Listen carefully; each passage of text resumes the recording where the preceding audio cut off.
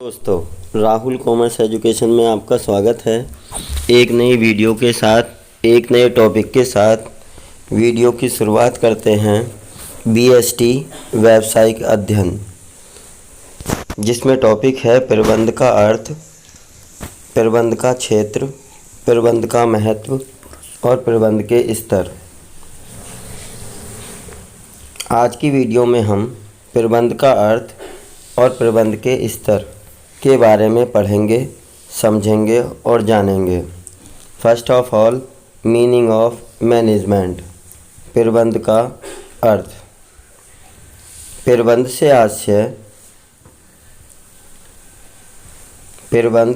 आशय उस वैज्ञानिक प्रक्रिया से है जो पूर्व निर्धारित व्यावसायिक लक्ष्यों की प्राप्ति के लिए मानव समूह की सहायता से कार्य करती है। प्रबंध के द्वारा योजनाएं बनाई जाती हैं, योजनाओं का समन्वय किया जाता है, समय समय पर निर्देश दिए जाते हैं तथा व्यापारिक क्रियाओं पर नियंत्रण किया जाता है।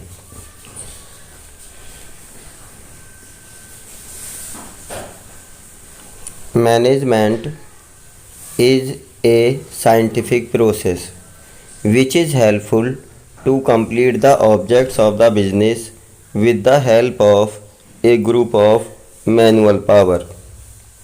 It is helpful to planning, coordination, direction and control over the business activity. तो प्रबंध क्या है? प्रबंध एक मानवीय प्रक्रिया है जो मानवीय प्रयासों के द्वारा व्यावसायिक उद्देश्यों को पूरा करने के लिए संपन्न की जाती है। इसी क्रम में प्रबंध की विशेषताओं के बारे में पढ़ेंगे कि प्रबंध की कौन कौन सी विशेषताएं हैं। First of all, characteristics of management. प्रबंध की विशेषताएं। प्रबंध एक पेशा है। प्रबंध क्या है? प्रबंध एक पेशा है क्योंकि प्रबंध से ही प्रबंधक शब्द बना है जो अपने कार्य के लिए जाना जाता है और एक पेशे के रूप में माना जाता है। इसलिए प्रबंध प्रबंधक की देन है। नेक्स्ट, प्रबंध एक सामूहिक प्रक्रिया है। यह एक ग्रुप प्रोसेस है, ग्रुप एक्टिविटीज़ है। बिना सामूहिक प्रक्रिया के व्यावसायिक उद्देश्यों को पूरा नहीं किया जा सकता है। केवल संचालक द्वारा, केवल प्रबंधक द्वारा सभी क्रियाएं संपन्न कर ली जाएंगी, वह संभव नहीं होता। उसके लिए मानवीय प्रयासों को सामूहिक रूप से उपयोग किया जाता है। प्रबंध एक सह-उद्देश्य प्रक्रिया है, उद्देश्य सहित प्रक्रिया है। प्रबंध के द्वारा व्यावसायिक उद्देश्यों को पूरा किया जाता है, इसलिए प्रबंध को एक उद्देश्य सहित प्रक्रिया कहा जाता है। प्रबंध एक सामाजिक प्रक्रिया है। व्यवसाय समाज का एक महत्वपूर्ण अंग होता है। वह समाज में रहकर अपना विकास करता है। इसलिए प्रबंध जो एक व्यवसाय से संबंधित है उसे भी एक सामाजिक प्रक्रिया कहा जाता है, क्योंकि जिस मानवीय शक्ति की हम बात करते हैं वह मानवीय शक्ति भी समाज का एक अंग होती है। नेक्स्ट, प्रबंध सार्वभौमिक प्रक्रिया है, ओमनीप्रेजेंट। प्रबंध एक सार्वभौमिक प्रक्रिया है। सार्वभौमिक शब्द से आशय है सभी जगह उपस्थित होने वाली। चाहे हम व्यवसाय की बात करें, बीमा क्षेत्र की बात करें, बैंकिंग क्षेत्र की बात करें, शिक्षण संस्थाओं की बात करें, उन सभी में मैनेजमेंट को देखा जाता है, प्रबंध व्यवस्था को देखा जाता है। इसलिए प्रबंध सभी जगह पाया जाता है। प्रबंध एक पृथक अस्तित्व है।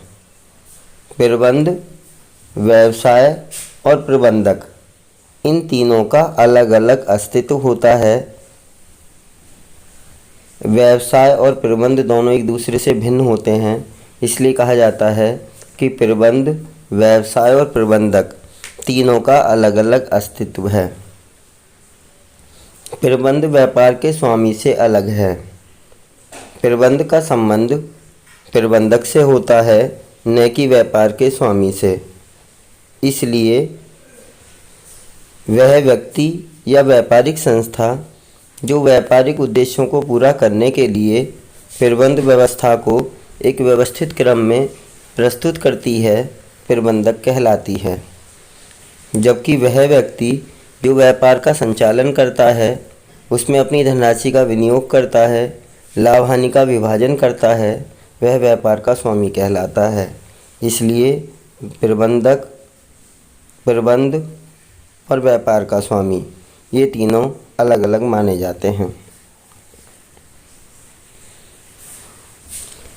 प्रबंध कला एवं विज्ञान दोनों हैं।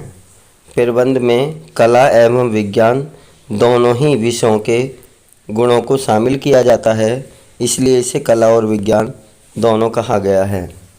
प्रबंध एक गतिशील प्रक्रिया है, एक रनिंग प्रोसेस है, कंटिन्यूअस प्रोसेस है, लगातार चलने वाली प्रक्रिया है, इसलिए इसे गतिशील प्रक्रिया कहा जाता है।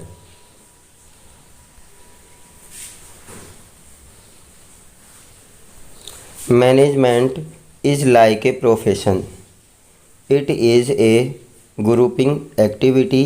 जैसा कि हम पहले भी डिस्कस कर चुके हैं, मानवीय मैनुअल लेबर, जो मैनुअल लेबर है उसे ग्रुप में रखकर कोई भी एक्टिविटी को कंप्लीट किया जाता है। It is the process of business object, all the process is helpful to complete the business object, so it is called management is the process of business object. It is a social process. Management is called a social process also. It is found out everywhere. जैसा कि हम discuss कर चुके थे, omni present है, सभी क्षेत्रों में मैनेजमेंट को देखा जाता है। चाहे वह हॉस्पिटल की बात की जाए, चाहे स्कूल की बात की जाए, चाहे किसी बिजनेस की बात की जाए, किसी भी ओकेजन की बात की जाए, इन सभी में मैनेजमेंट को देखा जाता है। It is differ from the manager of the business, प्रबंध व्यापार के प्रबंधक से अलग है। तो प्रबंध, मैनेजमेंट और मैनेजर दोनों इंडिविजुअल प्रोसेस माने जाते हैं।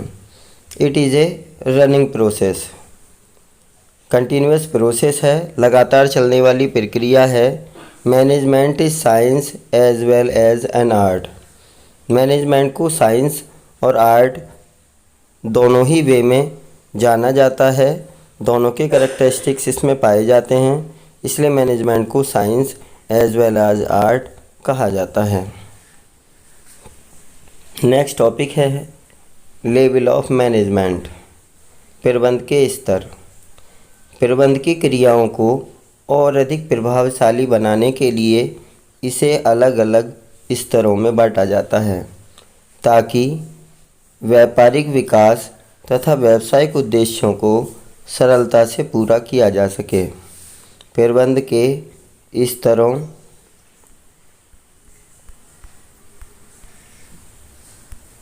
को 3 भागों में बांटा जाता है, जैसा कि इस पिक्चर के द्वारा हम समझेंगे। First of all, top level of management, उच्च प्रबंधकीय स्तर। मिडिल लेवल मध्यम स्तर, लोअर लेवल निम्न स्तर। एक मैनेजमेंट प्रोसेस को 3 भागों में बांटा जाता है। कई बार इस पर डिस्कस भी हुआ है कि लेवल ऑफ मैनेजमेंट, प्रबंध के स्तरों के जन्मदाता किसे कहा जाता है। तो प्रबंध के जन्मदाता EFL ब्रेज कहे जाते हैं, जिन्होंने प्रबंध को 3 स्तरों में प्रस्तुत किया है। Top level of management, middle level of management, lower level of management. सभी स्तरों के बारे में अलग अलग समझना है। उच्च स्तरीय प्रबंध, मध्यम स्तरीय प्रबंध, निम्न स्तरीय प्रबंध। Management is like a scientific process which is helpful to complete the aim of the business. To make this process more effective, the management is divided according their level, which are under follows: higher level of management, medium level of management, lower level of management. First of all, higher level of management, उच्च स्तरीय प्रबंध। It is the first level of management which is called the basic need of a business. All the progress of the business is depended on it. All the decision is provide from this level. In this level manager, director, higher authorities are include. यह प्रबंध का प्रथम स्तर कहा जाता है, जिसे व्यापार का आधार कहते हैं। व्यापारिक क्रियाओं की सफलता इसी स्तर पर निर्भर करती है। इस स्तर के द्वारा दिए गए निर्देशों के अनुसार व्यापारिक क्रियाएं की जाती हैं। इस स्तर में संचालक मंडल, अध्यक्ष संचालक मंडल तथा प्रबंध संचालक शामिल होते हैं। After all, medium level of management. It is called the second level of management, which is helpful to complete the object of the business. With the help of manual labor, this level give direction to the lower level of management, which is given by the higher level of management, in which finance manager, selling manager, supervisor, production manager, workers manager are include. यह प्रबंध का दूसरा महत्वपूर्ण स्तर माना जाता है, जो व्यापारिक महत्वपूर्ण स्तर है, जो व्यापारिक उद्देश्यों को मानव शक्ति की सहायता से पूरा करने का प्रयास करता है। यह उच्च